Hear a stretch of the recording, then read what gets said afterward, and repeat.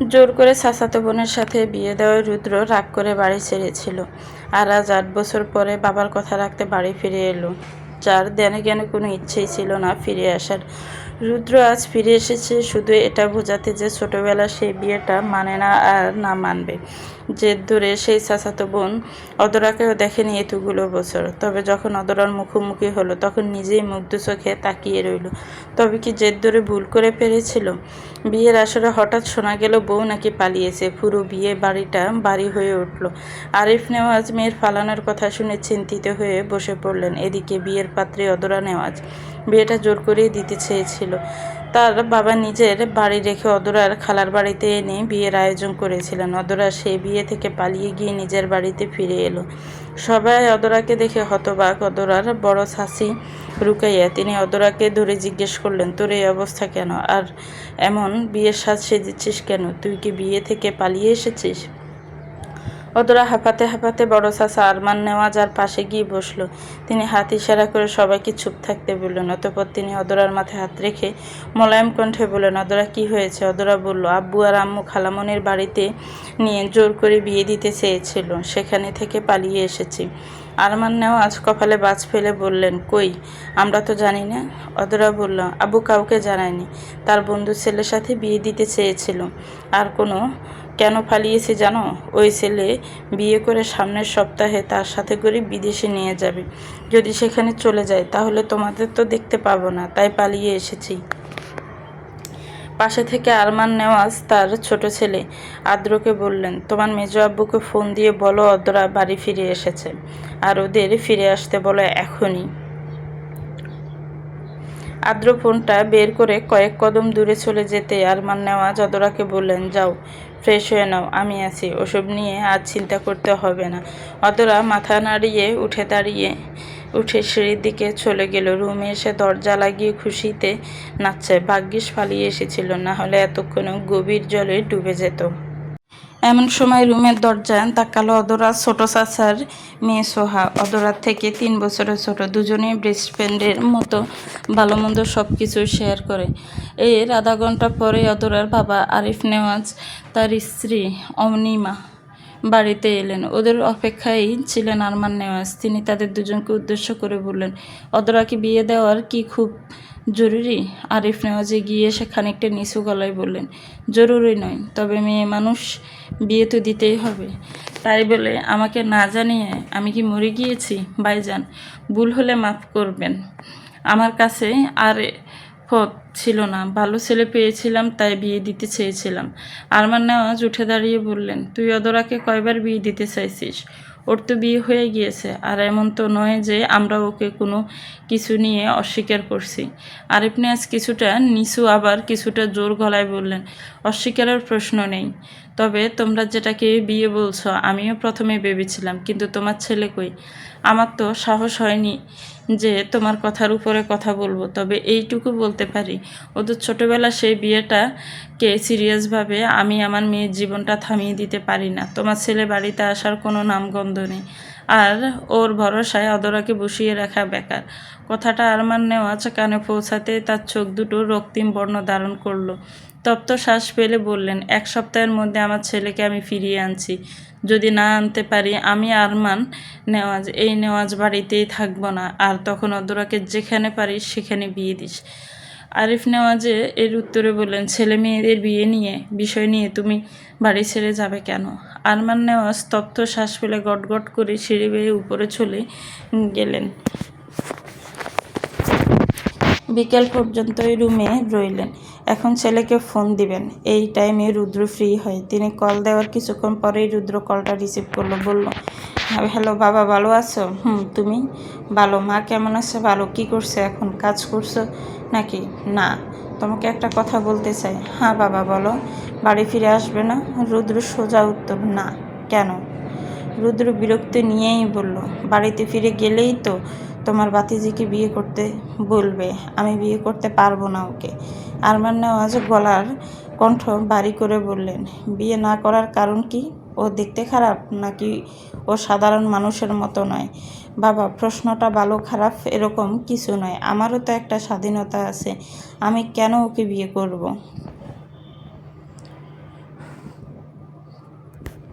তোমার কাছে এত কথা শুনতে চাইছি না। তুমি বিয়ে করবে কি না? রুদ্র তীক্ষ্ণ কণ্ঠে বলল, না।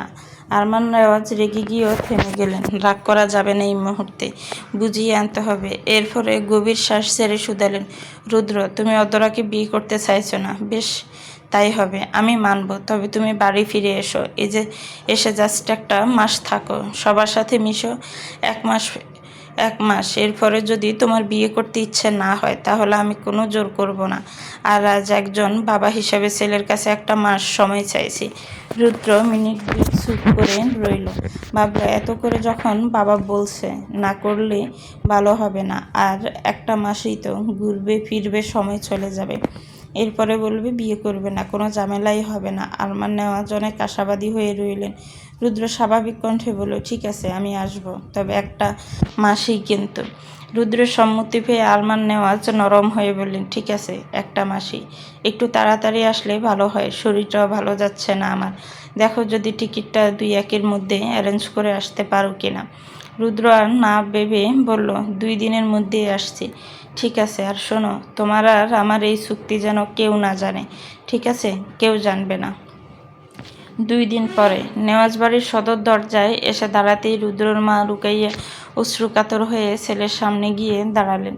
ছেলেটা আজ অনেক বড় হয়ে গিয়েছে। মাকে পেয়ে রুদ্রর কণ্ঠ বার হয়ে উঠল। নিজের জেদের জন্য মায়ের থেকে দূরে ছিল। অবশেষে মাকে ধরে বলল, কেমন আছো মা?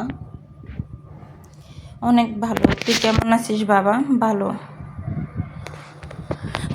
আস্তে আস্তে রুদ্র সবার সাথেই কথা বলল, কিন্তু যে অনাকাঙ্ক্ষিত অদরার মুখটা দেখতে পেল না, আর না আশা করলো। এমন সময় সবার নজর কেড়ে বাড়িতে ঢুকলো অদরা। কলেজে বিকেলের শিফটে পরীক্ষা ছিল, সন্ধ্যাও হয়ে এসেছে প্রায়।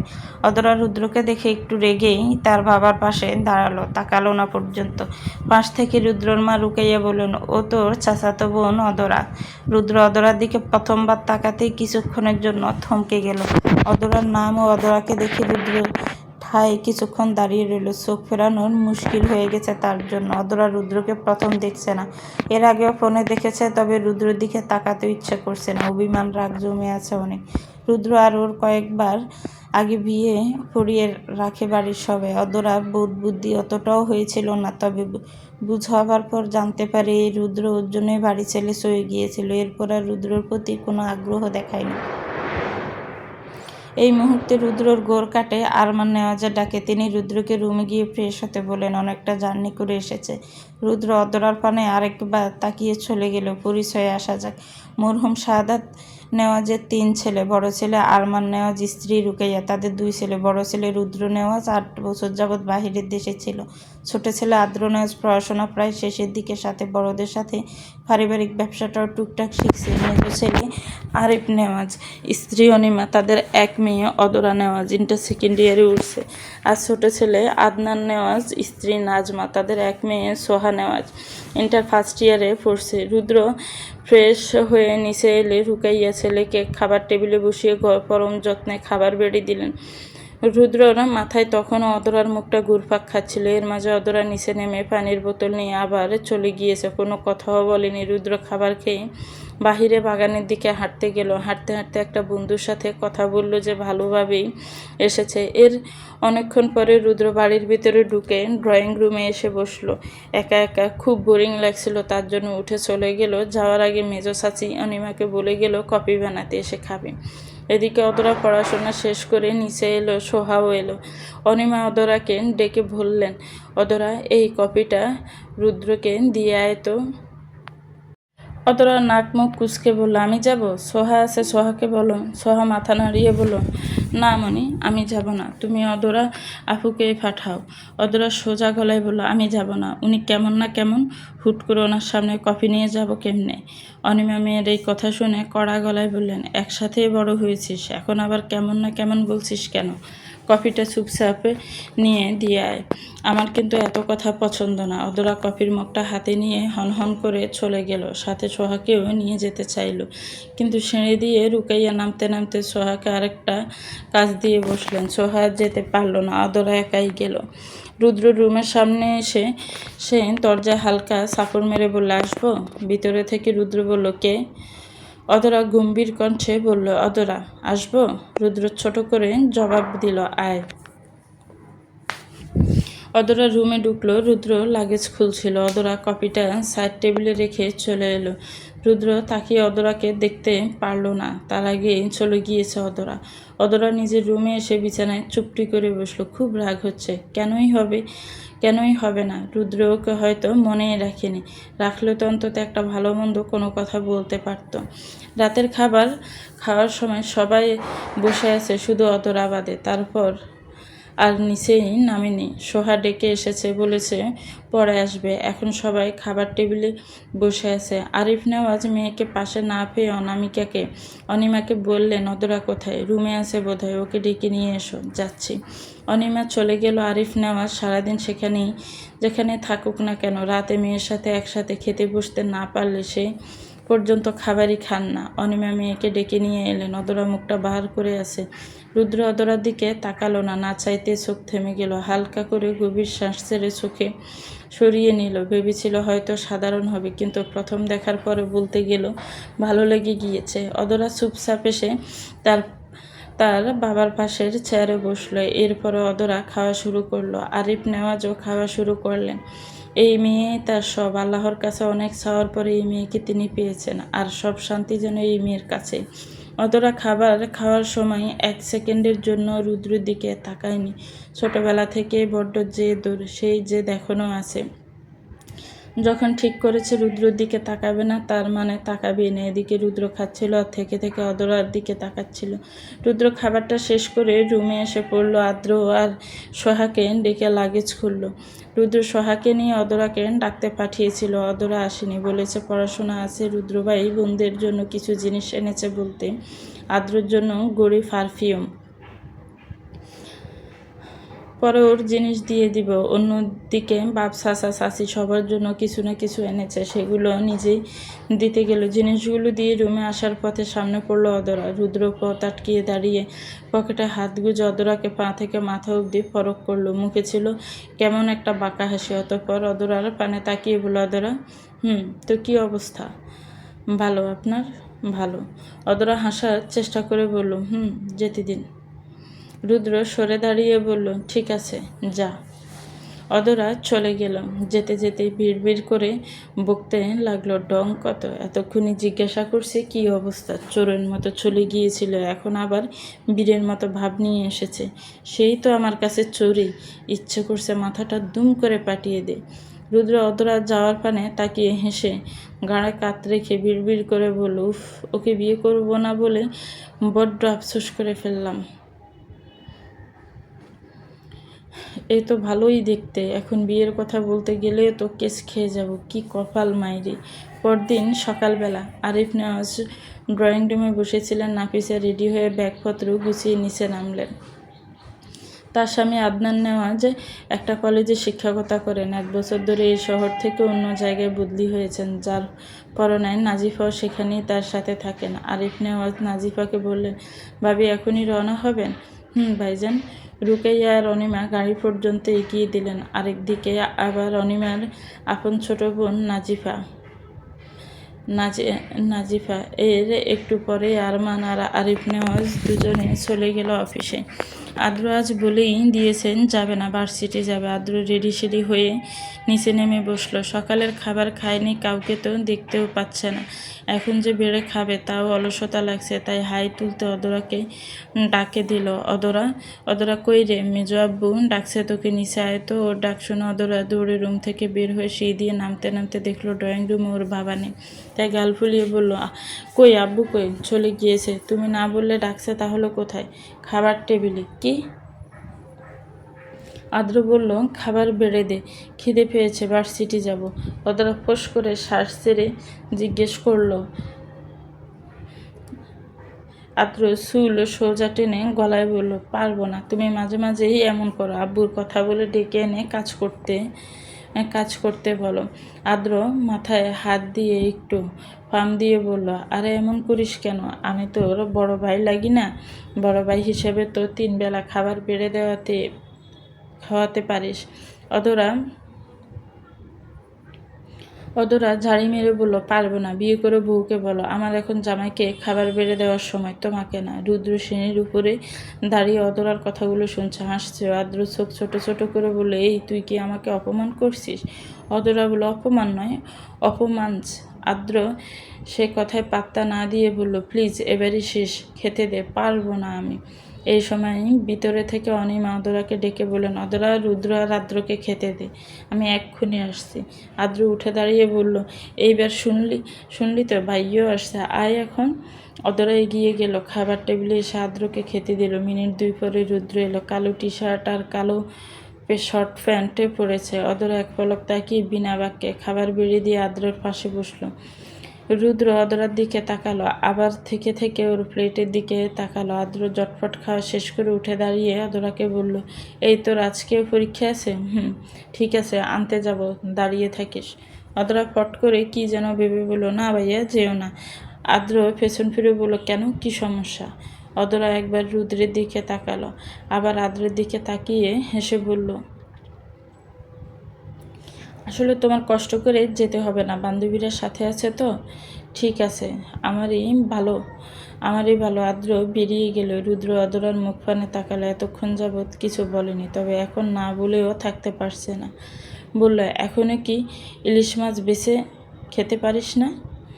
অদরা রুদ্রের দিকে তাকিয়ে আবার মাথা নিচু করে বলল, এমন সময় রুকাইয়া আর অনিমা এলেন। রুকাইয়া এগিয়ে এসে অদরার পাশে দাঁড়ালেন। এরপরে প্লেটটা নিজের দিকে নিয়ে ইলিশ মাছ বেছে দিয়ে বললেন, এখন চটপট খেয়ে নে। অনিমা কিচেনে ঢুকতে ঢুকতে বললেন, এই মেয়ের বিয়ের বয়স হয়ে গিয়েছে, কিন্তু মাছের কাঁটাটাই বাঁচতে পারে না। বলি, বাড়ির লোক কতদিন বেছে বেছে খাওয়াবে? অদরার মেজাজ কেমন বিগড়ে গেল। খাওয়া রেখে উঠে দাঁড়িয়ে মুখের উপরে বলে দিল, তোমাকে কি বেছে দিতে বলেছি?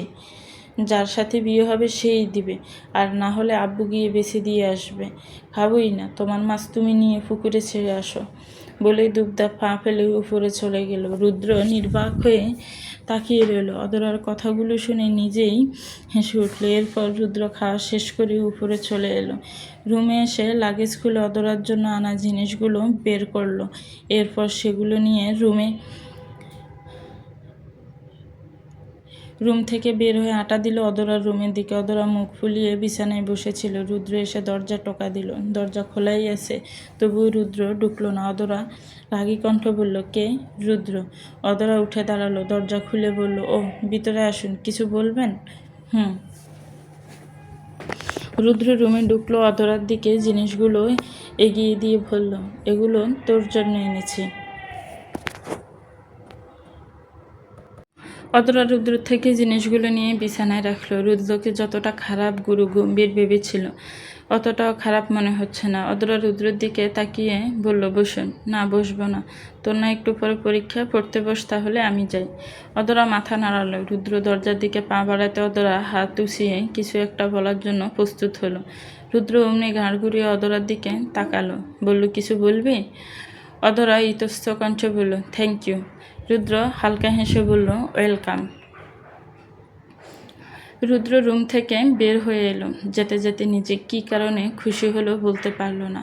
অদরা রুদ্র দেওয়া চকলেটগুলো খেতে খেতে পড়তে বসলো। পড়াশোনা শেষ করে উঠে শাওয়ার নিয়ে এলো। পরে আর সময় পাবে না। চুলগুলো ব্রাশ করে চলে গেল ছাদে। ছাদে তখন কেউ ছিল না। অদরা একটা কোণে গিয়ে দাঁড়ালো। কিছুক্ষণ একদিনে দূরে তাকিয়ে কিছু একটা ভাবলো। সেদিন বিয়ে থেকে পালিয়ে আসার পরে সবাই মিলে যে রুদ্রকে আসতে বাধ্য করেছে, এটা আর ওর অজানা নয়। এও ভাবলো, রুদ্র তাহলে সবার কথাতেই এসেছে, নিজে থেকে আসেনি। আর সেখানেই ভালোবাসা। যদি রুদ্রের একটু টান থাকতো তাহলে কারোর বলাতে আসতো না, নিজে নিজেই আসতো। অদরার মনটা খারাপ হয়ে গেল। মুখটাও অজানা কারণে গুটিয়ে নিল। ভাবলো, রুদ্র হয়তো ওকে নিয়ে ভাবিয়েনি।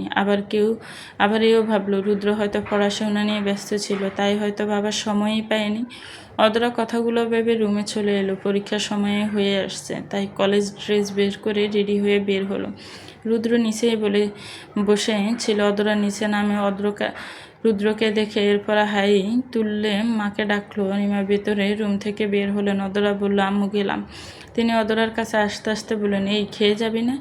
না আম্মু, দেরি হয়ে যাবে।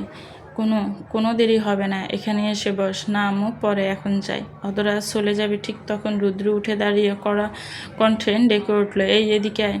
অদরা কপাল কুঁচকে এগিয়ে এলো। রুদ্র আদেশ করে বলল, টেবিলে বস। না, এখন খেতে গেলে দেরি হয়ে যাবে। রুদ্র আগের নেই বলল, তোকে বসতে বলেছি। অদরা ফোঁস করে শ্বাস ছেড়ে খাবার টেবিলে এসে বসলো। আবার রুদ্রের দিকেও তাকালো। রুদ্র ওর মেজো আম্মুকে বলল, মেজো আম্মু, ওকে খেতে দাও, দেখি ও কেমন করে চলে যায়। অদরা গোল গোল চুপ করে তাকিয়ে রইল। এই প্রথম ওর মায়ের পরে কেউ ওর উপর হুকুম করে বসলো। একবার রেগে গেল, আবার নিশ্চুপ হয়ে গেল। অতঃপর খাওয়া করেই উঠল। ও বাড়ি থেকে বের হয়ে পরীক্ষার হল পর্যন্ত শুধু রুদ্র কথাই ভেবে গেল। একদিন ধরে এসে ওর উপর কেমন জোর দেখাচ্ছে। বিকেল দিকে রুদ্র ছাদে বসেছিল। আদ্র এসে ওর সাথে টুকটাক কথা বলতে রুদ্র ভাবুক গলায় আদ্রকে বলল, আদ্র, তোকে একটা কথা জিজ্ঞাসা করবো, সঠিক উত্তর দিবি? হ্যাঁ, বলো। রুদ্র নিরেট কণ্ঠে বলল, অদরা কাউকে ভালোবাসে নাকি? আদ্র অবলীলায় বলল, না, ও কাউকে ভালোবাসে না, আর না কাউকে ভালোবাসতে পারবে। রুদ্র কপাল কুঁচকালো, কেন পারবে না? ও তো তমা। আদ্র কিছু একটা বলতে গিয়ে থেমে গেল। কথা ঘুরিয়ে বলল, এসেছ, অদরাকে সামনে থেকে দেখো, তারপরে একাই বুঝতে পারবে। রুদ্র ছোট্ট করে উত্তর দিল, হুম। এরপর পরে আদ্র বলল, একটা কথা কি না বলে থাকতে পারলাম না। অদরা না খুব সাফা স্বভাবের, একটা জিনিসের জন্য মরে যাবে, তবুও বলবে না ওই জিনিসটা আমার লাগবে। তবে মনের দিক থেকে ওর মতো মানুষ হয় না। রুদ্র মুচকি হেসে গম্ভীর শ্বাস ছেড়ে মনে মনে বলল, যাক, রাস্তাটা ক্লিয়ারই আছে। প্রায় সন্ধ্যা। অদরার এখনও ফেরার নাম নেই। পরীক্ষা শেষ 4টায়। বের হতে না হয় 20 মিনিট, আর বাড়িতে আসতে 20 মিনিট। এরপরে আরও 25 মিনিট পেরিয়ে গিয়েছে। তাহলে এত দেরি হচ্ছে কেন? রুদ্র ওর আসার অপেক্ষায় ড্রয়িং রুমে বসেছিল। আরমান নেওয়াজ আর আরিফ নেওয়াজ অফিসে থেকে ফিরে বাড়িতে ঢুকলেন। অনিমা এগিয়ে গিয়ে আরিফ নেওয়াজকে বললেন, শুনছেন, অদরা এখনও বাড়ি ফিরেনি, একটু এগিয়ে যে দেখুন তো। রুদ্র মনে মনে বলল, আমাকে বললে কি হতো, আমি গিয়ে নিয়ে আসতাম। অদরা ফিরেনি শুনে আরিফ নেওয়াজের মুখে চিন্তার ছাপ। জিজ্ঞাসু দৃষ্টিতে তাকিয়ে বললেন, এখনও আসেনি? না। ঠিক আছে, দেখছি। আরিফ নেওয়াজ চলে গেলেন। ড্রাইভারকে গাড়ি নিয়ে আসতে বলে গেট অবধি যেতেই দেখলেন অদরা এসেছে। আরিফ নেওয়াজ ড্রাইভারকে চলে যেতে বললেন। অদরা এগিয়ে এসে চোখ দুটো ছোট ছোট করে বলল, আব্বু, সরি, আজকে দেরি করে ফেলেছি। আসলে ওই জুই, রাইমা ওদের সাথে হেঁটে আসতে গিয়ে দেরি হয়ে গিয়েছে। আরিফ নেওয়াজ মলিন হেসে বললেন, এবার ভিতরে চলো, সন্ধ্যা হচ্ছে। অদরা বাড়িতে ঢুকতে অনিমা জিজ্ঞাসা করলেন, এত দেরি হলো কেন? অদরা এখন এই প্রশ্নের উত্তর দেওয়ার ইচ্ছে করছে না, অনেক ক্লান্ত, তাই এক কথাই বললেন, জানি না। অনিমা কিছু বলবে ঠিক তখন তাকে থামিয়ে দিলেন আরিফ নেওয়াজ। মেয়ের উপরে বকাঝকা তো দূরে থাক, কোনো উঁচু গলায় কথাও তার সামনে যেন সহ্য হয় না। তবে যখন বাড়িতে থাকেন না তখন তো অনিমাকে আটকাতে পারেন না, তাই যতক্ষণ বাড়িতে থাকেন মেয়েকে কোনো বকাঝকা করতে দেন না। অনিমা মেয়েকে একটু শাসনের উপরেই রাখেন। অদরা গেল শোনের দিকে, আবার আপনা আপনি ড্রয়িং রুমটায় নজর বুলালো রুদ্রকে দেখতে, কিন্তু ও ছিল না। গভীর শ্বাস ছেড়ে উপরে এলো। এরপর নিজের রুমে ঢুকতে গিয়ে আবার কি মনে করে রুদ্রের রুমের সামনে এসে উকি দিল। রুদ্র আর ওর রুমটা পাশাপাশি। রুদ্র আদ্রর রুম থেকে নিজের রুমে ফিরেছিল। অদরাকে পেছনে ঠেকে ডেকে বলল, কিরে, তুই এদিকে কোথায় যাচ্ছিস? অদরা ছিটকে উঠে পিছনে ফিরল। আমতা আমতা করে বলল, ওই আসলে এদিকে সোহার রুমে যাচ্ছিলাম। ও, তো পরীক্ষা কেমন দিলি? ভালো। ও, তাহলে রুমে গিয়ে ফ্রেশ হয়ে নে। অদরা চলে এলো নিজের ঘরে। কলেজ ড্রেসটা চেঞ্জ করে ফ্রেশ হয়ে নিল। কালকে পরীক্ষা নেই, তাই একটু হালকা হালকা লাগছে আজকে। আর এই বইটই খুলেও দেখবে না। এই সময় রুমে এলো সোহা। ও এসে অদরার মুখটা শুকনো দেখে বলল, আজকে ওই রাকিব ডিস্টার্ব করেছে, তাই না? তাই দেরি হলো আসতে? অদরা তপ্ত শ্বাস ছেড়ে বলল, দূর, ভালো লাগে না প্রতিদিন, কাউকে বলতেও পারছি না। অদরার হাতে হাত রেখে বলল, মেজো আব্বুকে বলে দাও। না, বলা যাবে না, আব্বু ওকে মেরেই ফেলবে। কিন্তু ও যে প্রতিদিন তোমাকে ডিস্টার্ব করে। অদরা আবারও তপ্ত শ্বাস ছেড়ে বলল, থাক, বাদ দে। আজকে বাদ দিলাম, কিন্তু এরপরে যদি ডিস্টার্ব করে আমি নিজেই বলে দিব। ঠিক আছে, বলিস। আর কালকে তোর পরীক্ষা আছে? না, তোমার আছে? না। সোহা খুশি হয়ে বলল, তাহলে তো ভালোই হলো, চলো কালকে কোথাও ঘুরতে যাই। কোথায় যাবি? পার্কে যাব। ঠিক আছে।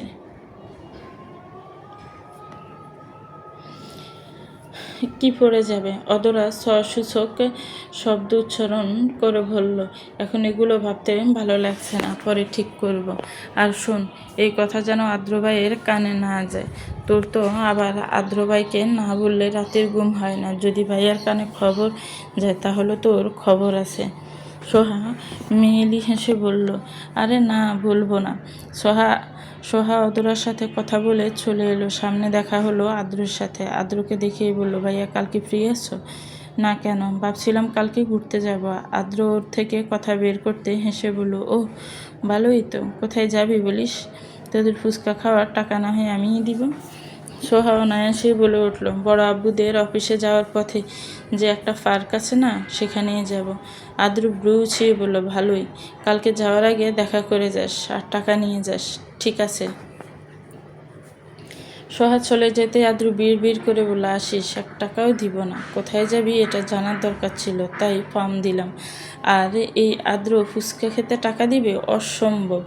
অদরা রাতে খাবার খেয়ে রুমে এসে একটু বিশ্রাম নিয়ে আবারও ড্রয়িং রুমে এলো। রুকাইয়া আর অনিমা রান্নাঘরে কাজ করছিল। অদরা পড়ালেখা বাদ দিয়ে এখন আমার রুমে বসে আরাম করে টিভি দেখছিল। এই পড়ালেখা করতে করতে টিভি দেখারই সময় হয় না। ও এক সময় ভাবে, পড়ালেখা ছাড়া যদি জীবন কতই না ভালো হতো। ছোট থেকে বাবার কথা মতো সব ক্লাসে টপার হয়ে এসেছে। সেই স্থানটাকে দূরে রাখতেই এত কষ্ট, না হলে এই পড়াশোনাও করতো না। ভাবতে ভাবতে সোহাও এসে বসলো। দুজনে একটা ভূতের সিনেমা দেখতে শুরু করলো। অদরা ভূতে বিশ্বাস করে না, তবে সোহা খুব ভয় পায়। সোহা অদরাকে জাপটে ধরে দেখছে। রুদ্র সিঁড়ির উপরে থেকে অদরাকে দেখছে। অদরা ভাবভঙ্গি দেখে বুকে হাত গুঁজে মুচকি আসছে। মিনিট 5 পর ও নামলো। ওদের সামনে থেকে রিমোটটা নিয়ে টিভি বন্ধ করলো। অদরা কিছু বলার আগেই রুদ্র বলল, তোদের দুটোর পড়ালেখা নেই? পরীক্ষা না চলছে, তাহলে টিভি দেখছিস কেন? অদরা বলল, কালকে আমাদের পরীক্ষা নেই, তাই টিভি দেখছি। রুদ্র পকেটে হাত গুঁজে বলল, কোথাও কি পড়তে চাস? উত্তর অদরা বলল, কোচিং করি। রুদ্র গম্ভীর কণ্ঠে বলল, কালকে থেকে কোচিং বাদ, সকাল বিকাল আমার কাছে পড়বি। দুটোকেই বললাম।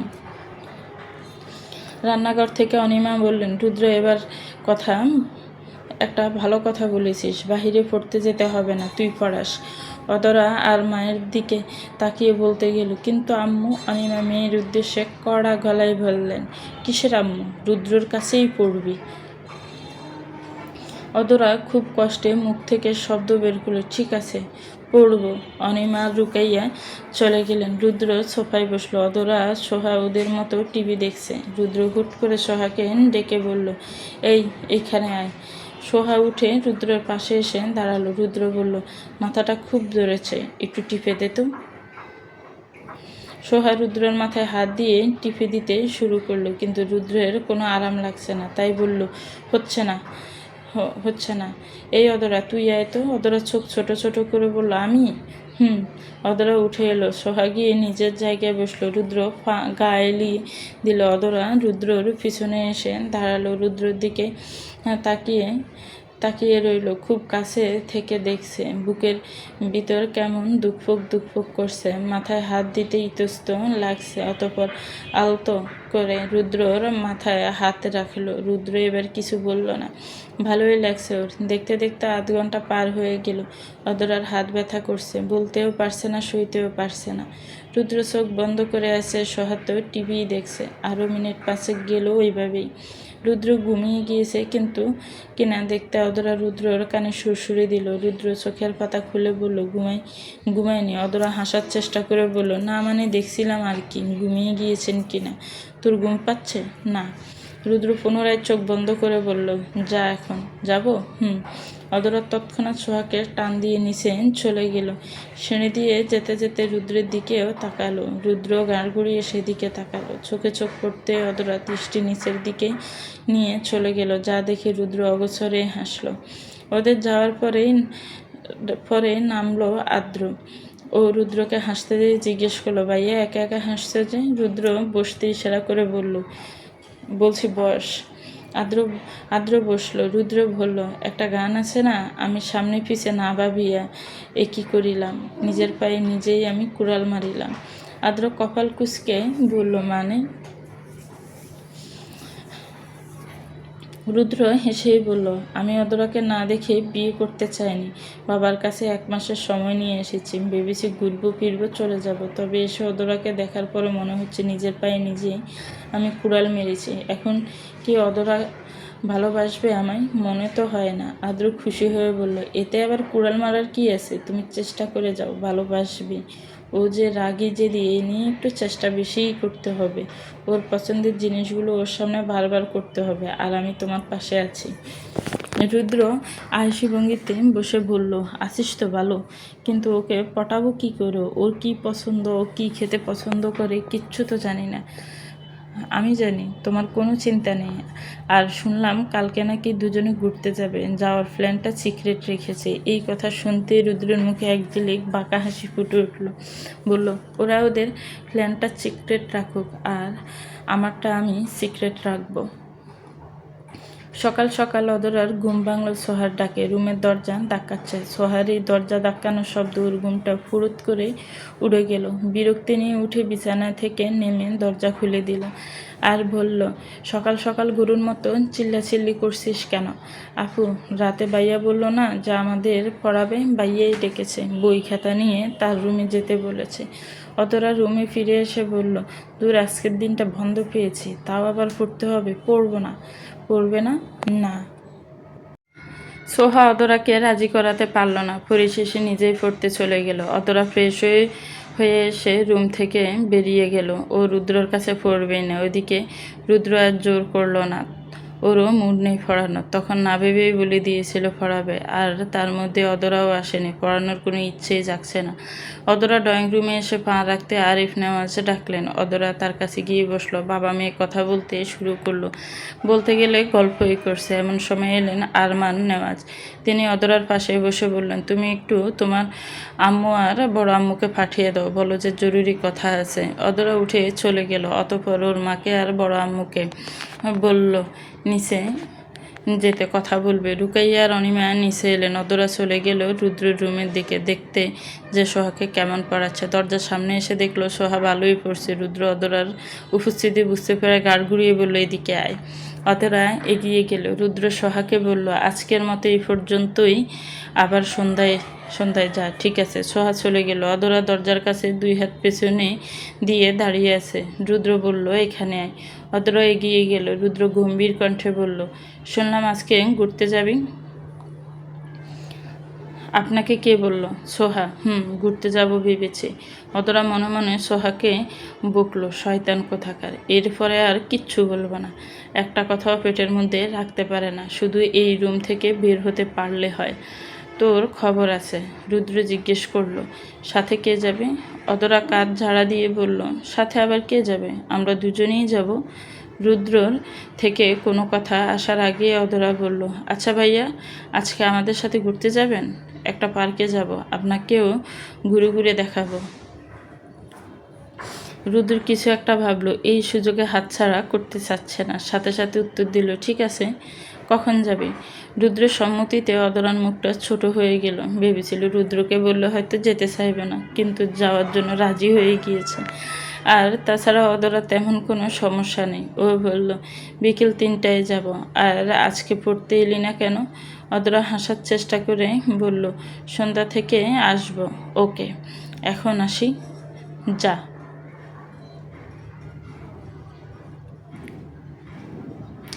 অদরা চলে এলো। রুদ্র একটু খুশিই হলো। ওকেই চেষ্টা করতে হবে, চেষ্টা ছাড়া হবে না। এখন রুদ্রের একটা কাজই বেশি জরুরি, সেটা হলো মন খোলাসা করে ওর সাথে মিশতে হবে।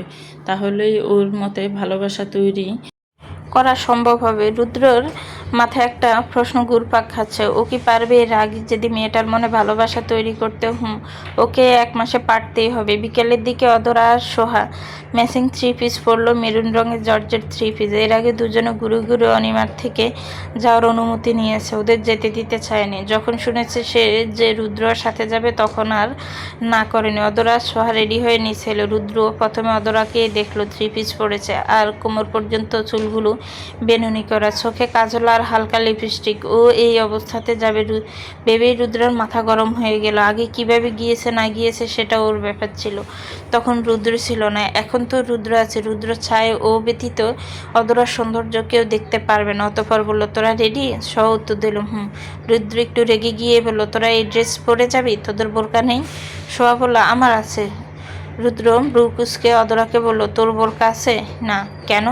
অধরা স্পষ্ট কণ্ঠে বলল, বোরকা পরি না তাই নেই। রুদ্র ধমক দিয়ে বলল, চুপ, বোরকা নেই মানে কি? মেয়ে মানুষ বাহিরে গেলে বোরকা পরে যেতে হয়, সেটুকু সেন্স নেই? অধরা ফ্যাল ফ্যাল করে তাকিয়ে রইল। ও তো শতবার বাহিরে গিয়েছে, কই বোরকার কথা তো কেউ বলেনি। আর এই লোক 2 দিন ধরে এসে ওকে কত হুকুম করছে, আবার বলছে বোরকা পরতে। এর মাঝে এলেন অনিমা, সে তো মেয়েকে শাসনেই রাখেন, তার উপরে আবার রুদ্র একটু ফটটা ক্লিয়ার করে দিচ্ছে। তিনি এসে সামনে দাঁড়াতেই রুদ্র তাকে কিছু বলার সুযোগ না দিয়ে কাট গলায় বলল, আজকে এভাবেই চল, এরপরে দেখব তোরা বোরকা ছাড়া কিভাবে যাস। কথাটা বলেই রুদ্র সদর দরজার দিকে চলে গেল। অধরা রেগে গিয়ে বলেই দিল, পারলে বোরকা কিনে দিও, তখন পরবো, নিজে কিনে পড়তে পারবো না। জনিমা মেয়েকে বললেন, রেগে যাচ্ছিস কেন? ভালো কথাই তো বলেছে। এই কথা শুনে অধরা সোহাকে নিয়ে গটগট করে বেরিয়ে গেল। রুদ্র গাড়ির কাছে এসে দাঁড়িয়ে আছে। ওরা দুজনে এলো। রুদ্র গাড়িতে উঠলো। অধরা যে ব্যাক সিটের দরজা খুলতে যাবে, ঠিক তখন রুদ্র বলল, অধরা সামনে আয়। অধরা কিছু বলতে গিয়েও থেমে গেল। সোহা মিনমিন করে বলল, আপু তুমি সামনে গেলে আমি কি পিছনে একাই বসবো? অধরা বিড়বিড় করে বলল, না, ভাইয়ার কোলে গিয়ে বস। সোহা অধরার কাঁধে চাপড় মারল। অধরা গাড়িতে উঠে বসল। ওরা একটা পার্কে এলো। খুব একটা লোক হয় না বলে এখানে ওরা ঘুরতে আসে। কোনো কোলাহল নেই। বিশাল একটা মাঠ, কয়েকটা কাপল এসে বসে আছে, আবার কত বন্ধুরা মিলে আড্ডা দিচ্ছে। ওরা 2 বোন আগে আগে যাচ্ছে, রুদ্র পেছন পেছন। অধরা সোহা একটা জায়গায় দাঁড়িয়ে ফুচকা খাওয়া শুরু করলো। রুদ্রকে খেতে বলল, কিন্তু ও খেলো না। খাওয়া শেষ করে অধরা সাইড ব্যাগ থেকে যে টাকা বের করবে, তখনই রুদ্র 2 কদম এগিয়ে এসে বলল, আমি দিচ্ছি। অধরা না করলো না। ভালোই হলো, টাকা বেঁচে গেল। ও পিছিয়ে এলো, রুদ্র টাকা দিল। ওরা আবার হাঁটা শুরু করলো। সোহা পেছনে ছিল, অধরা রুদ্রর সাথে যাচ্ছিল আর আশেপাশের প্রকৃতি দেখাচ্ছিল। রুদ্র অধরার স্নিগ্ধ মুখশ্রীর পানে তাকিয়ে রইল কিছুক্ষণ। এক এক সময় ও নরম, এক এক সময় রাগী, আবার এক এক সময় মায়াবী, আবার এক এক সময় বুঝদার। রুদ্রকে এক ধ্যানে তাকিয়ে থাকতে দেখে অধরা ওর মুখের সামনে হাত নাড়ালো আর বলল, কি হলো, ধ্যানে পড়ে গেলেন নাকি? রুদ্র মাথা নাড়ালো, না কিছু না, চলো। একটু পরে অধরা ওর ফোনটা বের করে সোহাকে দিয়ে বলল ছবি তুলে দিতে। সোহা ফোনটা দিয়ে ছবি তুলে দিতে লাগলো। দুজনে আবার একসাথে সেলফিও নিল। রুদ্র পাশে দাঁড়িয়ে অধরাকে দেখে যাচ্ছিল। একটা সময় অধরা অন্যদিকে তাকিয়ে দাঁড়িয়েছিল, যা রুদ্রর কাছে অসম্ভব ভালো লেগেছিল। ও নিজের ফোনটা বের করে অধরার অগোছরে একটা ছবি তুলল। ছবিটা এতই ভালো লেগেছে, যার জন্য সেই ছবিটার সাথে সাথে হোম ওয়ালপেপারে দিয়ে রাখলো। এরপর রুদ্র এগিয়ে গেল। হুট করে এক ছেলে, অধরার ক্লাসমেট জয়, পাশ থেকে অধরাকে বলল, কিরে তোর পাশেরটা কে? অধরা কিছু বলার আগেই জয় বলল, বাব্বা প্রেম করিস দেখি। রাকিব এমনি দেবদাস, তারপর তো আরও দেবদাস হয়ে যাবে। অধরা রুদ্রের দিকে তাকিয়ে শুকনো ডোক গিলে জয়কে ঝাড়ি মেরে বলল, কী সব বলছিস? শুনি আমার বড় ভাই। জয় সঙ্গে সঙ্গে কানে হাত দিয়ে বলল, সরি রে, বুঝতে পারিনি ভাইয়া, সরি। রুদ্র তৎক্ষণাৎ অধরাকে জিজ্ঞেস করলো, রাকিবটা কে রে? অধরা আমতা আমতা করে বলল, কোন রাকিব? রুদ্র তীক্ষ্ণ দৃষ্টিতে তাকিয়ে বলল, ওই ছেলে যে বলে গেল। অধরা মলিন হেসে কথা ঘুরিয়ে বলল, আসলে ওরা এমন করেই মজা করে। রাকিব ও আমাদের কলেজের, ওরা ওকে নিয়েই মজা করে। রুদ্র বিশ্বাস হলো না। অধরাও হাঁটার দিল সোহার দিকে। রুদ্রর মেজাজ চরম খারাপ হয়ে উঠল। সে পর্যন্ত এর কোনো সঠিক উত্তর না পাচ্ছে, সে পর্যন্ত শান্তি হচ্ছে না। না, এত উত্তেজিত হওয়া যাবে না। ওকে ঠান্ডা মাথায় বের করতে হবে রাকিবকে। অধরা আর ঘুরতে চাইল না। এই রাকিবের কথা শুনে মেজাজ খারাপ হয়ে গেছে। রুদ্রকে বলে এখন চলে যাবে। রুদ্র ওদের নিয়ে পুনরায় গাড়ির কাছে ফিরে এলো। সেই থেকে অধরা বেশি কথা বলছে না, এসব সোয়ার সাথে ব্যাক সিটে বসেছে। রুদ্র থেকে থেকে লুকিং গ্লাসে অধরাকে দেখছে। অধরা সেটা খেয়াল না করলেও সোয়া খেয়াল করছে। ওরা ভালোই ফিরে এলো বাড়িতে। অধরা সোয়া যে যার মতো ঘরে চলে গেল। রুদ্র ড্রয়িং রুমে বসে রইল, সোফায় গা এলিয়ে দিয়ে কিছু একটা ভাবতে লাগলো। কিচেন থেকে লুকাইয়া বললেন, কফি খাবে নাকি? রুদ্র না বলল, এখন কিছু খাবে না, বোরকা কিনে পরবে না, ওকে কিনে দিতে বলেছিল। রুদ্র উঠে গাড়ির চাবিটা নিয়ে বের হয়ে গেল অদরার জন্য বোরকা কিনতে। কল দিয়ে আদ্রকেও বের হতে বলল। ও মিনিট 5 পরেই এলো, তবে আদ্র বলেনি যে অদরার জন্য বোরকা কিনতে যাবে। রুদ্র একটা শপিং মলে এলো, বোরকা কর্নারে গিয়ে কিছুক্ষণ দাঁড়িয়ে রইল। অনেক বোরকা কালেকশন, এখানে থেকে কোনটা নেবে, আর অদরাই বা কোনটা পরতে কমফোর্টেবল করবে। আদ্র শেষমেশ জিজ্ঞাসা করলো, ভাইয়া কার জন্য বোরকা কিনবে? অদরার জন্য। কি, ও তো বোরকা পরে না। রুদ্র ঘা ছাড়া ভাব নিয়ে বলল, আগে পড়েনি সেটা বাদ, এখন থেকে পড়বে। আদ্র চোখ ছোট ছোট করে বিড়বিড় করে বলল, আসলেই পড়বে ও? রুদ্র কিছু একটা ভেবে বলল, এই অদরার নাম্বার আছে, দে তো, কল দিয়ে জিজ্ঞাসা করি কোনটা পছন্দ। আদ্র অদরার নাম্বারটা দিল। রুদ্র কল দিতে গিয়েও দিল না, ফোনটা পকেটে ভরে নিজেই দেখে দেখে বোরকা নিল। একের পর এক নিতেই থাকলো। আদ্র বড় ভাইয়ের কাণ্ড দেখে বলল, এই তুমি কি পুরো দোকানই নিবে? ও এতগুলো পরে শেষ করবে কেমন করে? দিনে রাতে ঘুরতে ফিরতে উঠতে বসতে যেখানে যাবে সব জায়গায় বোরকা পরবে। আদ্র হতবাক ভাইয়ের কথা শুনে। শেষে এসে বিল গিয়ে ঠেকলো 43,000। রুদ্র বিল দিয়ে বোরকাগুলোর ব্যাগ নিয়ে গাড়ির কাছে এলো। অনেকগুলো ব্যাগ হওয়ায় আদ্র বলল, এগুলো বস্তায় ভরে নিয়ে গেলে মন্দ হবে না। রুদ্র ঘাড় ঘুরিয়ে বলল, কি বস্তা? থাকো, আমি ব্যবস্থা করছি। আদ্র চলে গেল। রুদ্র আদ্রর কথা শুনে আরও অবাক। এক ভাইয়ে বোরকা কিনলো, আরেক ভাইয়ে সেগুলো বস্তায় করে নিবে। রাত তখন 8টা। আরমান নেওয়াজ ড্রয়িং রুমেই বসে ফোন স্ক্রল করছেন। পাশে আরিফ নেওয়াজও ফোন স্ক্রল করছেন। এর কয়েক কদম দূরে রুকাইয়া বসে বসে সুই সুতা দিয়ে রুমালে ডিজাইন তুলছেন। অবসর সময়ে তিনি টুকিটাকি এমন কাজ করেন। অদরা নিচে নামলো, নিচ্ছুপ পায়ে এসে আরিফ নেওয়াজের পাশে দাঁড়ালো। আরিফ নেওয়াজ মাথা তুলে মোলায়েম কণ্ঠে বললেন, আব্বু কফি খাবে? কফি আনি? আরিফ নেওয়াজ হেসে বললেন, ঠিক আছে। অদরা খুশি হয়ে চলে গেল কিচেনে। রুকাইয়া হাতের কাজ ফেলে উঠে দাঁড়িয়ে অদরার উদ্দেশ্যে বললেন, আমি আসবো? না বড় আম্মু, আমি পারবো। অদরা সচরাচর কিচেনে ঢুকে না, শুধু তার বাবার জন্য কফি বানাতেই ঢুকে, আর দ্বিতীয়ত কোনো কাজেই কিচেনে ঢুকে না। অদরা কফি বানিয়ে নিয়ে এলো। এরই মাঝে বাড়িতে ঢুকলো রুদ্র আর আদ্র। সবার নজর ওদের দুজনের দিকে, আর সবচেয়ে বড় আকর্ষণ হলো আদ্রর কাছে একটা বস্তা। সবাই অবাক আর কৌতূহল যে এই বস্তার ভিতরে কি আছে। অদরা এগিয়ে গিয়ে আদ্রকে বলল, এই ভাইয়া, এটা কি এনেছো? আদ্র হেসে বলল, ভাইয়া এনেছে। আরিফ নেওয়াজ বললেন, কি এটার মধ্যে? রুদ্র বস্তার মুখ খুলে একটা একটা করে বোরকা প্যাকেট বের করলো, অদরার দিকে এগিয়ে দিল। অদরা ভেবেচাকা খেয়ে গেল, অতঃপর হাতে নিল। রুদ্রর হাতের উপরে বোরকার পিরামিডে সাজালো, শেষ হচ্ছে না। অদরা বলল, এগুলো কিসের? উত্তরে রুদ্র বলল, এগুলো বোরকা, তোর জন্য। এই শুনে আরমান নেওয়াজ, রুকাইয়া, আরিফ নেওয়াজ হতবাক হা হয়ে তাকিয়ে রইলেন। অদরা বিষম খেয়ে উঠল। রুকাইয়া এসে বললেন, রুদ্র, এতগুলো বোরকা কেন? রুদ্র অবলীলায় বলে উঠল, অদরার বোরকা নেই, তাই ওর জন্য এনেছি। আরিফ নেওয়াজ বললেন, তাই এতগুলো? রুদ্র বলল, আমি তো আর ওর পছন্দ জানি না, তাই যেটা যেটা ভালো লেগেছে সেটাই নিয়ে এসেছি। আরিফ নেওয়াজ অবাক কণ্ঠে বললেন, কয়টা বোরকা এখানে?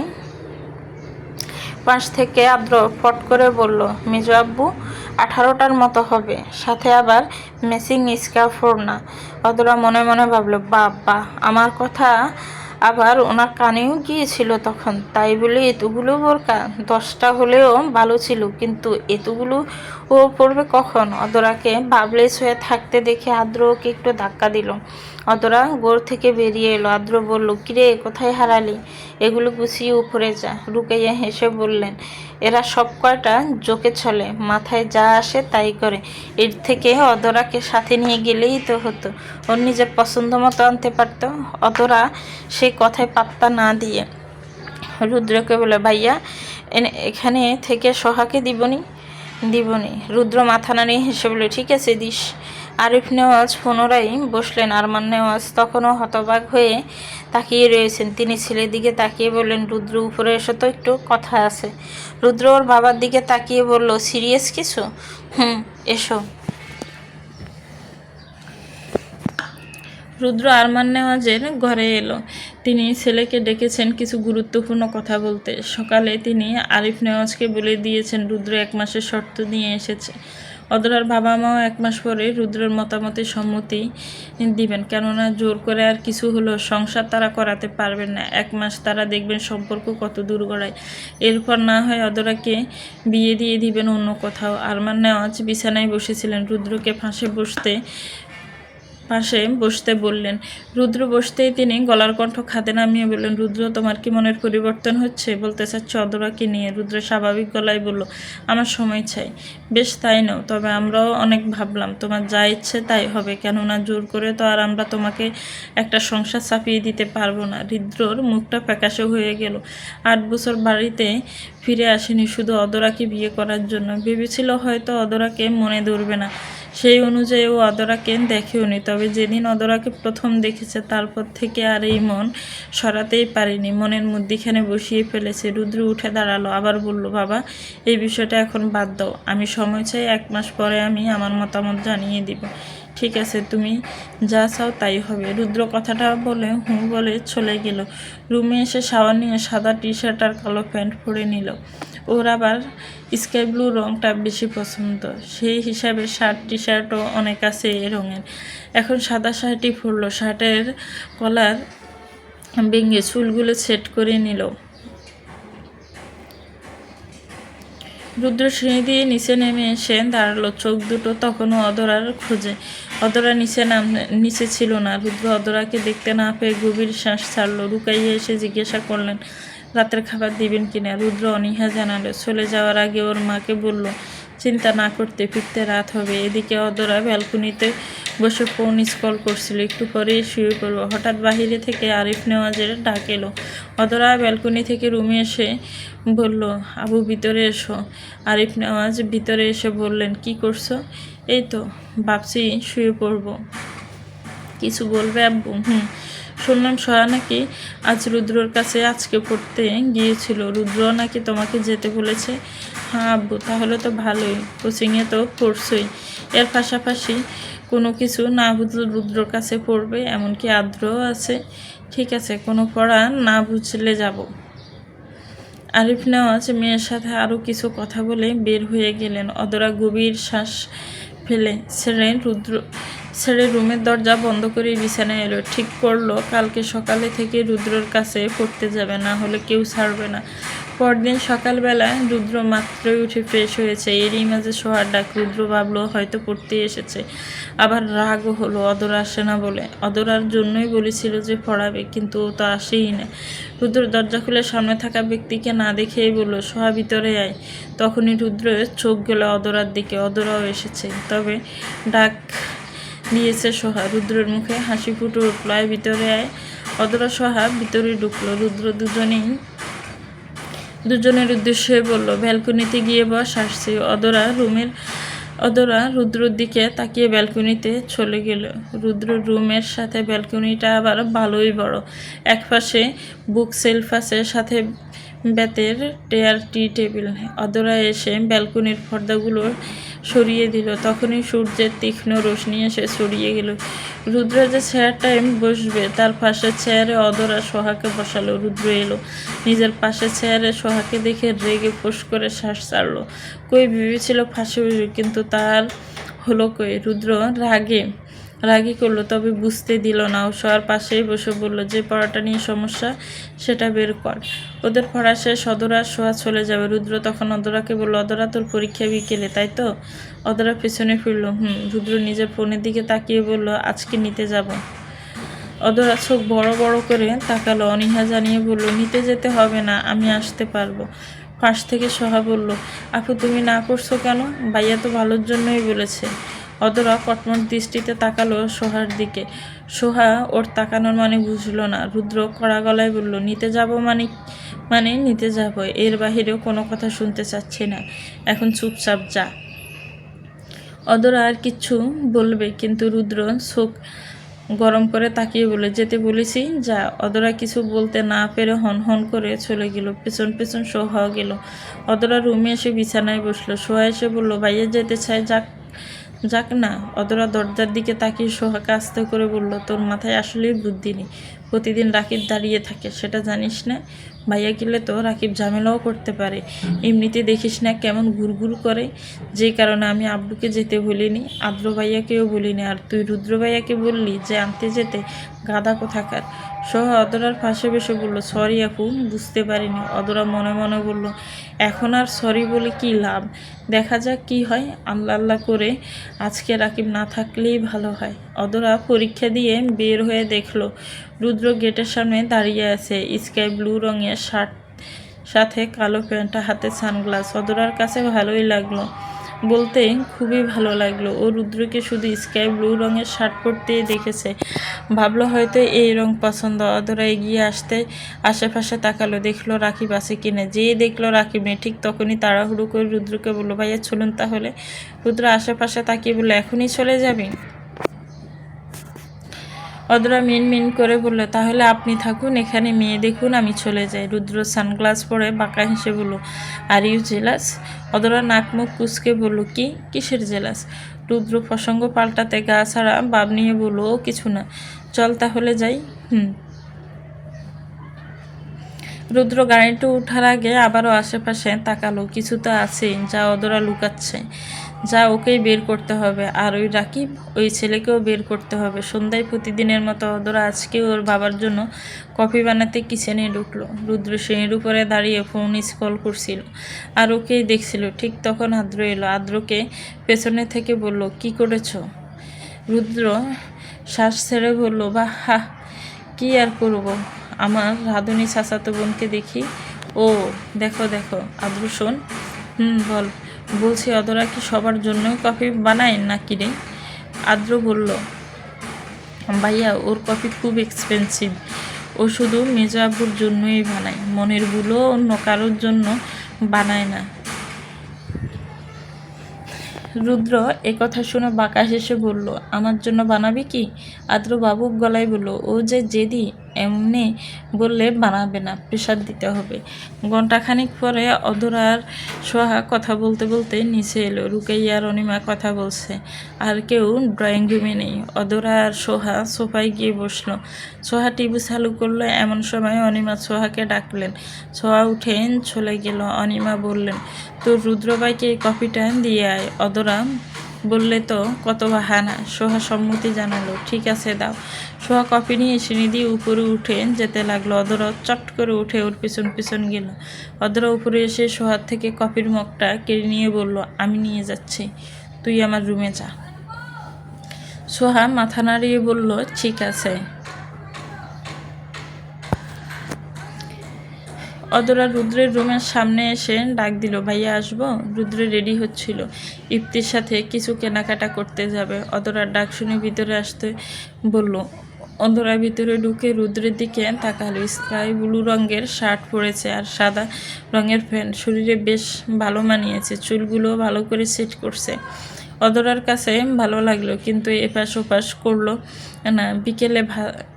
বিবেকে বাঁধলো। মনে মনে বলল, প্রকাশ করলে দাম বেড়ে যাবে। রুদ্র পেছনে ফিরতেই অদরা বলল, আম্মু আপনার জন্য কফি পাঠিয়েছে, ওখানে রাখ। অদরা কফিটা রেখে রুদ্রের দিকে তাকিয়ে রইল। রুদ্র আয়নায় অদরাকে দেখে পেছনে ফিরে তাকালো। অদরা হাত কসলাতে কসলাতে বলল, একটা কথা বলবো? রুদ্র এগিয়ে এলো। হ্যাঁ বল। অদরা খানিকটা আশাবাদী হয়ে জিজ্ঞাসা করলো, আপনি কি একবারে চলে এসেছেন? মূলত এই একটা প্রশ্ন করার জন্যই ওর এখানে আসা। রুদ্র কোনো কিছু ভাবল না, আর এই নিয়ে ভাবারও চেষ্টা করলো না। স্পষ্ট গলায় উত্তর দিল, সত্যি? অদরা একটু খুশি হলো। তবে সেদিন যে শুনেছিল রুদ্র আবার চলে যাবে, তাহলে হয়তো সেটা মিথ্যেই ছিল। রুদ্র কফির মগ হাতে নিয়ে ব্রু উঁচিয়ে অদরাকে বলল, তুই বানিয়েছিস কফি? না, আম্মু বানিয়েছে। রুদ্র এই একটা সুযোগ পেল, তৎক্ষণাৎ মর্জি করে কফি খেল না। মগটা অদরার হাতে দিয়ে গম্ভীর কণ্ঠে বলল, নিয়ে যা, খাবো না। অদরা জিজ্ঞাসা করলো, কেন? রুদ্র ফোঁস করে শ্বাস ছেড়ে বলল, এমনি। তাহলে যে এত কষ্ট করে নিয়ে এলাম।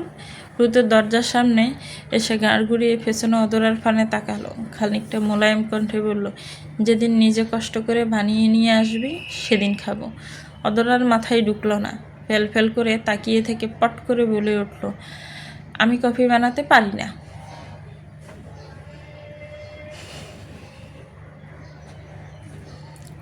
রুদ্র বলল, বানাতে পারিস না নাকি বানিয়ে দিতে চাইছিস না? পরপর রুদ্র কাট কাট গলায় বলল, যে পর্যন্ত নিজে বানিয়ে নিয়ে আসবি সে পর্যন্ত এই রুমে যেন কফি না আসে। অদরা গোল গোল চোখে তাকিয়ে রইল। রুদ্রকে কিছু বলার আগেই সে রুমে চৌকাঠ পেরিয়ে চলে গিয়েছে। ও তৎক্ষণাৎ তাড়াহুড়ো করে রুদ্রর পিছু নিল। চলবে তো ভিউয়ার্স, গল্পটার এই পর্ব কেমন লেগেছে একটু কমেন্টস করে জানাবেন। গল্পটা ভালো লাগলে একটি লাইক করবেন, গল্পটাকে শেয়ার করবেন, আর আমার চ্যানেলকে সাবস্ক্রাইব করবেন।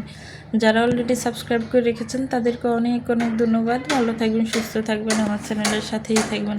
আল্লাহ হাফেজ। আসসালামু আলাইকুম ওয়া রাহমাতুল্লাহ।